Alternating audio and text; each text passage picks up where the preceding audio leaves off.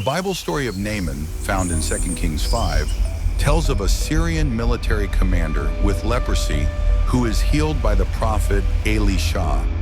Naaman was the respected commander of the Syrian army, but suffered from leprosy. A young Israelite girl held captive in his household suggested he seek out the prophet Elisha in Samaria, Israel, for a cure. Naaman traveled to Israel with his army, chariots, and gifts for the king and the prophet, believing a great miracle would be performed. Elisha, the prophet, did not meet Naaman in person. Instead, he sent a messenger to instruct him to wash in the Jordan River 7 times to be healed.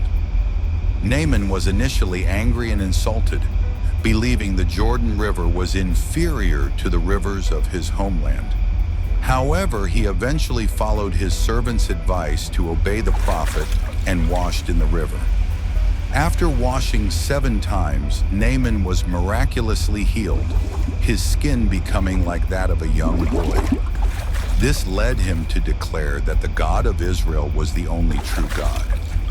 Naaman offered Elisha a large payment, but the prophet refused to accept any gifts. Naaman asked for enough soil from Israel to take back to Syria so he could worship the Lord on his own land, and sought forgiveness for future times when he would have to bow in the temple of the Syrian god, Rimmon. Elisha told him to go in peace. Elisha's servant, however, secretly met with Naaman while he traveled back to his home. Elisha's servant took gifts from Naaman after Elisha refused to defile himself with Syrian gifts. Elisha's servant's disobedience was cursed by God and was infected with leprosy. This disease caused him to be an outcast. The love and faithful worship of God through one little girl caused the world at that time to hear of the goodness of God. The dark